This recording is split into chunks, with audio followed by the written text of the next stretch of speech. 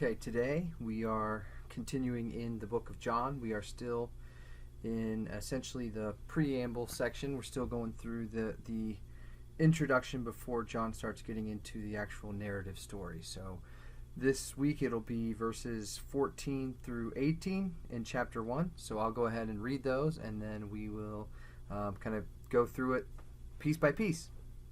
So in verse 14, "And the Word became flesh, and the flesh dwelt among us, and we have seen his glory, glory as of the only Son from the Father, full of grace and truth. John bore witness about him and cried out, 'This was he of whom I said, he who comes after me ranks before me, because he was before me.' For from his fullness we have all received grace upon grace. For the law was given through Moses, grace and truth came through Jesus Christ. No one has ever seen God, the only God, who is at the Father's side. He has made him known."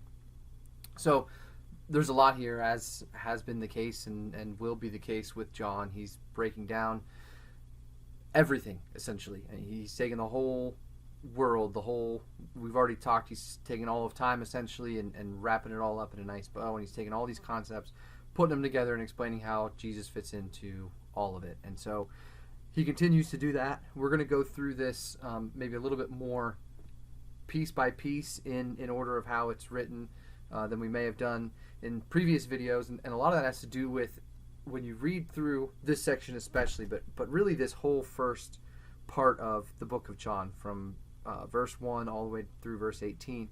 It's like every sentence stacks on top of the one before it. And I know that might seem a little obvious. That's how a story works. You're always building upon what you already said, but it's so detailed. It's so specific. It starts with a very easy kind of thing, and then continues to add. And each piece that you're reading is specifically, growing this seed that starts at the beginning. So we're going to do that as we go through here, and hopefully develop this into something that makes some sense for us. So going to verse 14, it says, "And the Word became flesh and dwelt among us." And we can just stop there. There's a lot even in that little section. The first thing is that we're back to the Word. So we started in verse 1, the Word was with God and the Word was God. And there's those first 5 verses are all the Word. And then in verses 6 through 13 that we did on our last video was the light. So we shifted from the Word to the light, and now we're back to the Word.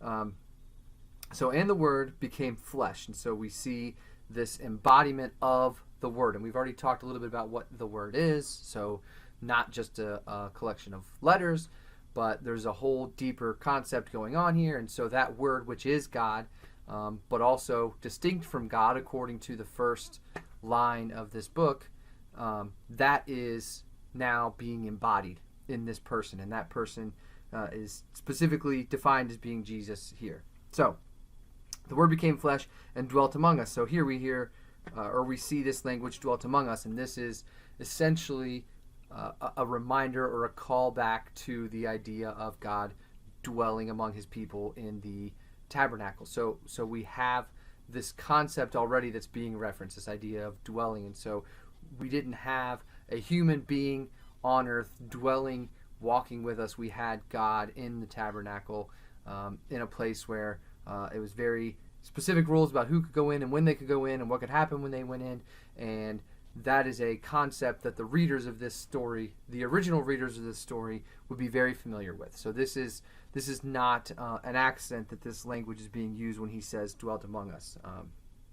So then from there, he says, "And we have seen his glory, glory as of the only Son from the Father, full of grace and truth." And so we're going to spend a little bit of time on this whole Father idea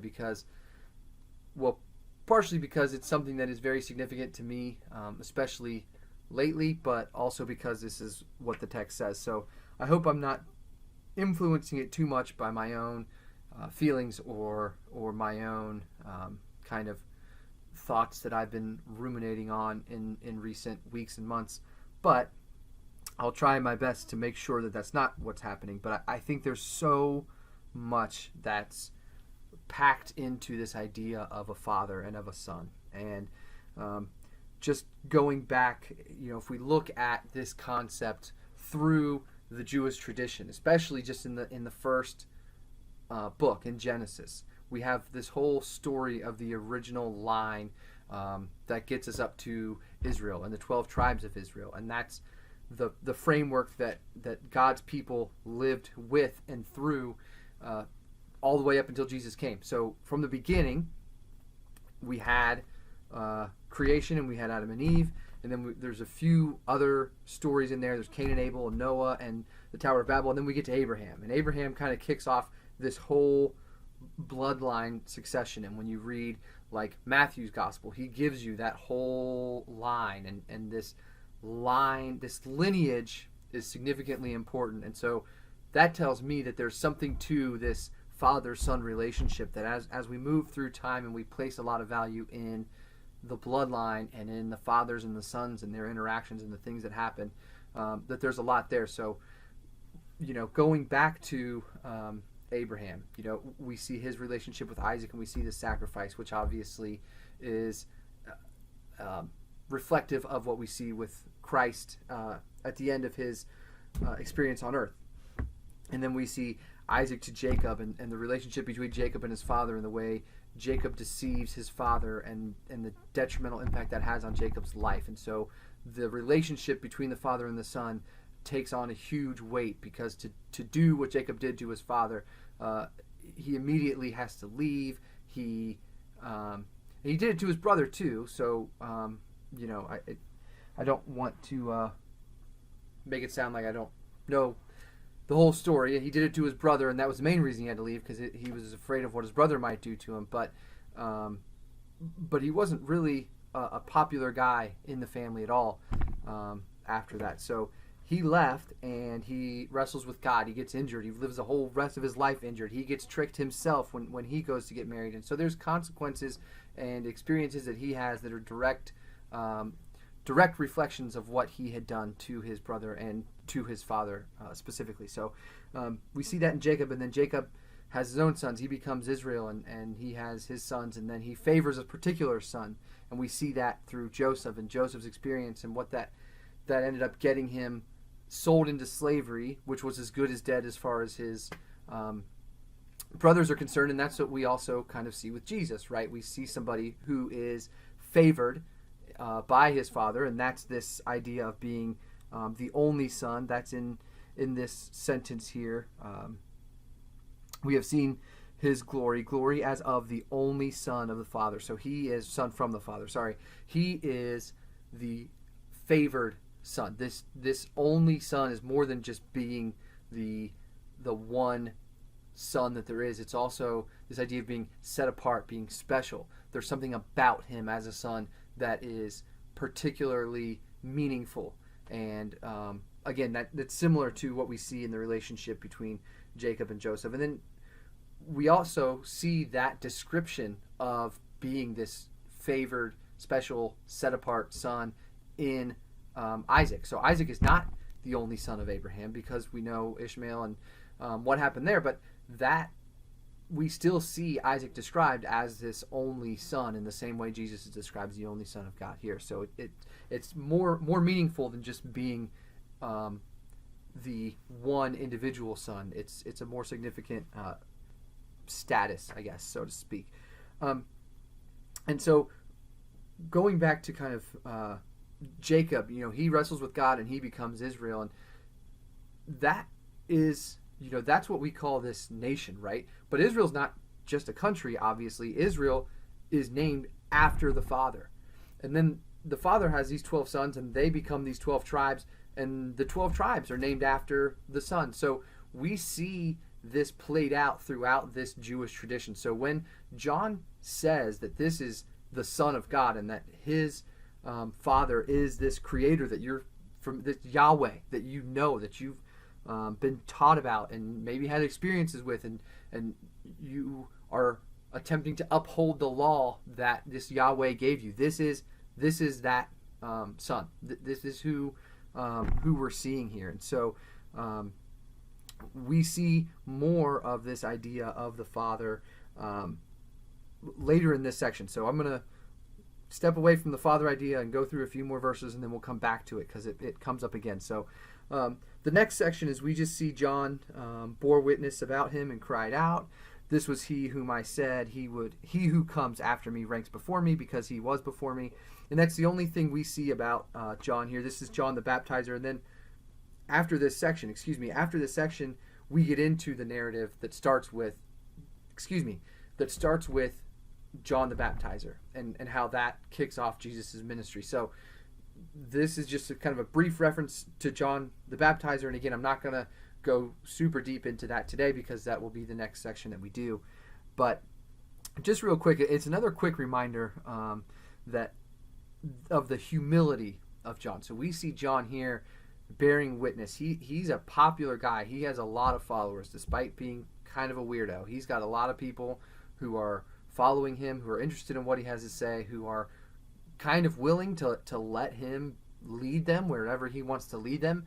And he is conscious and humble enough to acknowledge that where they need to be led is to somebody else. That's not him. That he's not the guy to save them or to who they should turn to. It's whoever's coming at the beginning, and then this person comes, and that's Jesus, and John acknowledges that. So I think it's very important to keep in mind and to be reminded of John humbly passing the glory and the following that he's developing on to where it rightfully goes. Because while we could read it today and see that obviously makes sense that he would do that, if we were to put ourselves in that position, I don't know if it's as easy as it sounds. And we talk in our current world with social media and things like that of this idea of followers. And we know how significant followers are and what it means to try to develop a following or to become an influencer. John the Baptizer is an influencer in the same way that we see influencers in our media landscape today. And so it would be very easy for him to hold on to that power and hold on to that following and hold on to the influence that he has and try to make that his own thing. And he doesn't do that. So it's an interesting kind of sidebar that John throws into this storyline. But like I said, it's all kind of building up because we see that there's this son of the Father and how important it is that's who this guy is. And he's kind of saying, oh, and that guy John, who was, the most kind of popular rock star kind of guy that's got all these followers, he acknowledges the same thing too. This isn't just the 12 of us disciples, but this is known. And that guy that everybody was going to get baptized, he was calling this out. And then immediately following this section, we see that story play out. So that's kind of why that little sidebar is kind of thrown in there. So we also see within that little parenthetical verse in verse 15 that he says that John cried out. And that's a reference specifically to a verse in Isaiah, which John actually himself references in the next section. So we'll get into more detail about that as well. But that's part of this as well. Is John is well aware of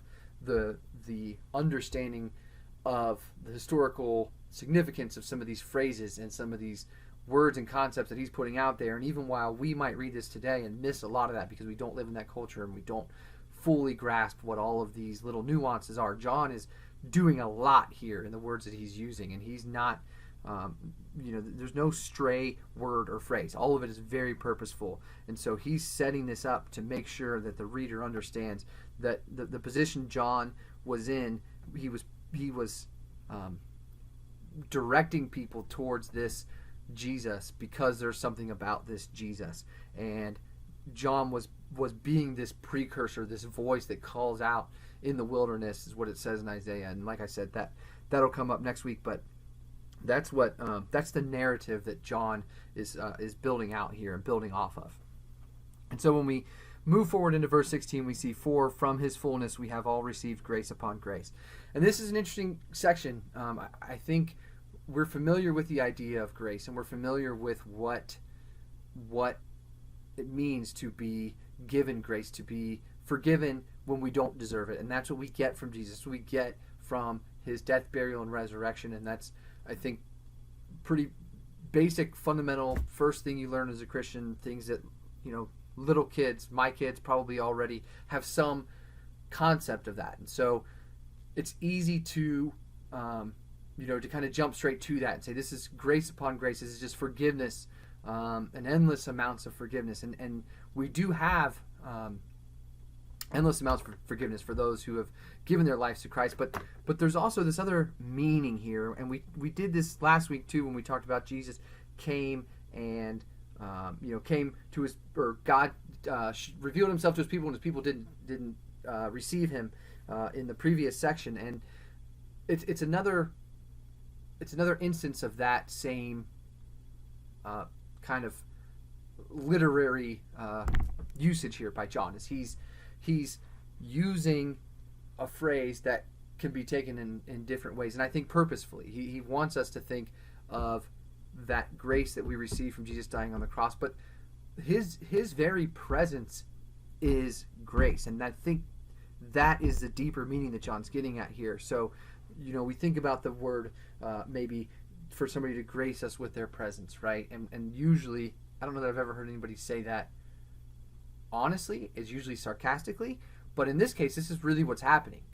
Jesus coming and revealing God, as we'll see more in the next two verses, is itself grace. This is God making himself known, making himself visible, having a human being walking earth that is literally God, is showing grace to the world, because up until this point, God had hidden himself. We see a lot of references to God being hidden.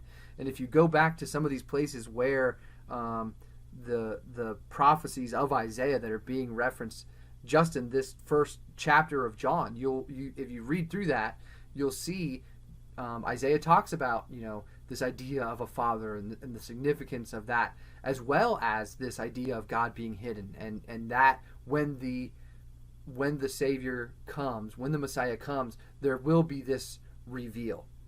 And so Jesus's presence on the planet Earth is itself God demonstrating his grace by allowing us to see and experience and interact with a true, not just representation of God, although that's the best word I can come up with, the best way I can think of to phrase it, but it's a representation of God, but it is also God. And so, we see, for from his fullness we have all received grace upon grace. So he is the fullness of God himself. And then it goes right into verse 17. For the law was given through Moses, grace and truth came through Jesus Christ. And that's exactly what John is kind of elaborating on. Like I said, he's constantly stacking these things up. So the next layer on top of that, so you see he comes, he is revealing God's grace. And so we have grace upon grace just by the fact that he exists, the fact that he made himself known and allowed us to see him in this world and to see a representation of God and a life lived out that represents the law that Moses gave us.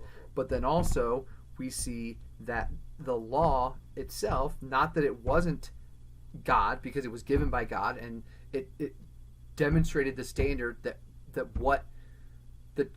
allowed us to see how far we are from God. That may not necessarily be the best way to phrase that, but essentially what it did was it revealed God's character to us, because it allowed us to see how far from God we truly are, and what it means to actually be God. And then we actually got to see Jesus live that out, and in John's case firsthand, and that in itself is a gracious act of God, that instead of just continuing to leave people with the law and this little bit lower resolution of what God is, they got to see the actual thing live and living color. So that's what happens. That's the shift. So John is specifically referencing this shift from this understanding of God that is all built around this framework of rules and what we would think about today as legalism, and trying to uphold these hundreds of laws that we get through Moses and all of the Levitical law. All of that is now being revealed in the person of Christ himself, in Jesus, who is the embodiment of the Word, which is the embodiment of the law, which is the embodiment of God. So it all, I hope I'm making sense, because I feel like this is really hard to get my mind around, so I'm trying my best to unravel it a little bit and to put my words into something that's somewhat digestible for all of you. So hopefully that's working okay, and if not, you can tell me about it on Sunday. But there's just so much here. And so finishing this off in verse 18, we get back to the Father concept. So no one has ever seen God. The only God who is at the Father's side, he has made him known. And so we saw this in verse 1 where the Word was with God and the Word was God. So this Word, who we understand as we read, is Jesus. This Word is God, but at the same time is distinct from God. And that's the same thing, that we see happening here in verse 18. No one has ever seen God. The only God who's at the Father's side. So no one has ever seen God. This is God the way he's the first time we see God in verse 1. The Word was God. This is God, the way that everybody who is alive at this time and is reading this understands God. And then the next line, the only God who is at the Father's side. So again, we see this separation, this distinction from God. So God, but also at the same time not God, which is the same thing we see in verse 1. The Word was God and the Word was with God. So there are two different, they're described as being two different entities, even though they're clearly the same entity, which again, just try getting your mind around that. Good luck.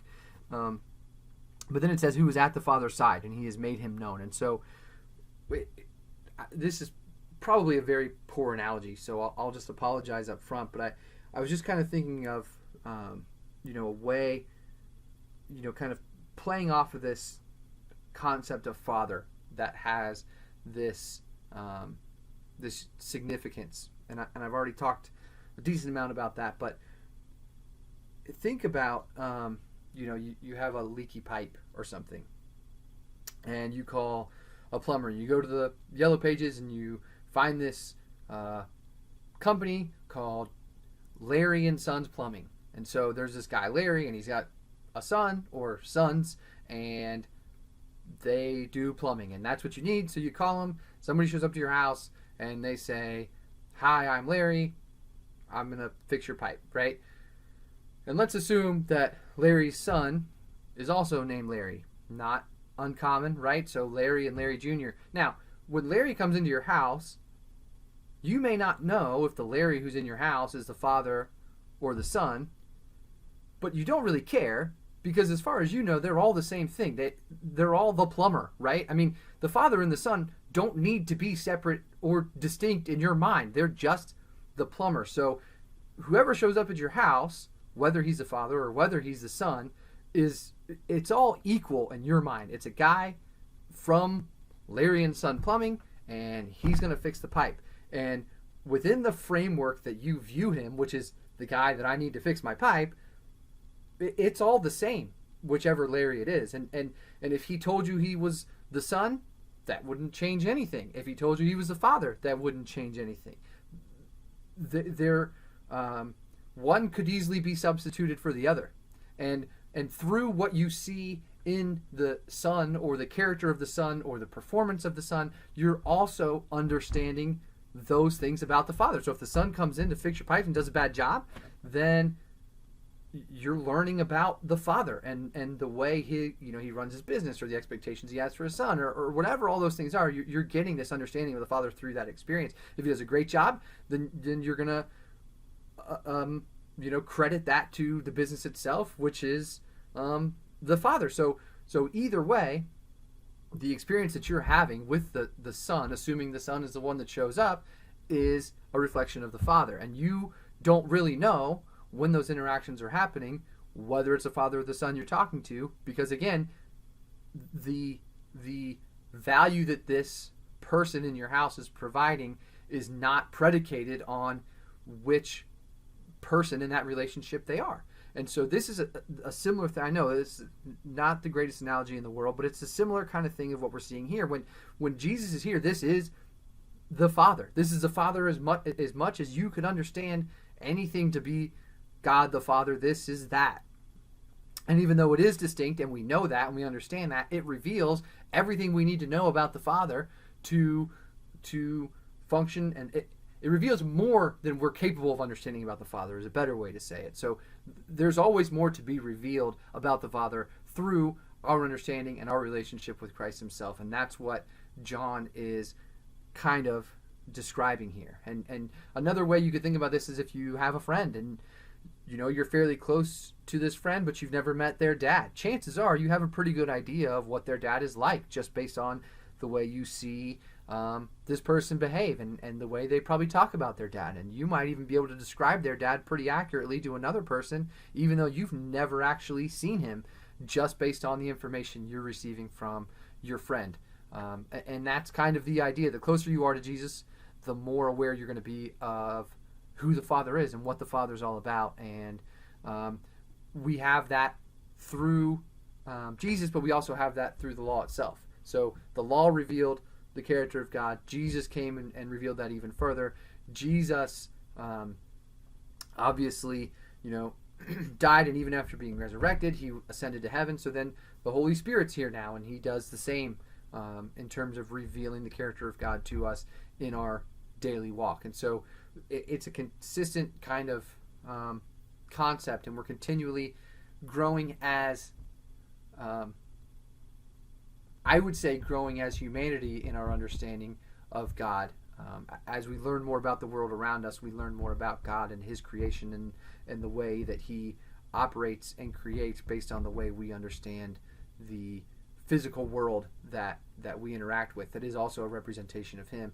But we should also, not just as a human race, be better understanding God day after day. We should be, as individuals, better understanding God day after day. And that is a consequence of understanding his Son. And that's what John gets us to here as he wraps up this prologue, this thesis of what we're going to read through the rest of John. So there's going to be this narrative, and there's going to be all this dialogue between Jesus and a lot of other people. We haven't even heard Jesus talk yet in this section. This is just setting it all up.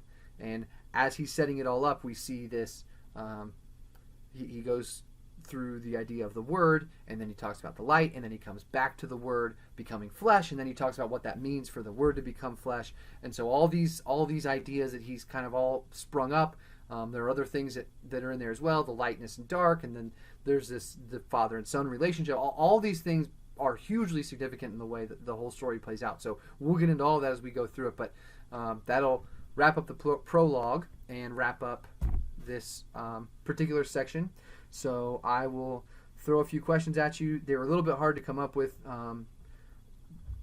somewhat because this whole thing is a little bit hard for my brain to fully grasp, and also because I think a lot of it is a lot of the same things we've been talking about, so I'm trying to mix it up a little bit. So I'll throw some questions at you, and hopefully they'll allow us to have a good conversation. So the first question is, why do you think John goes back to using the word instead of light?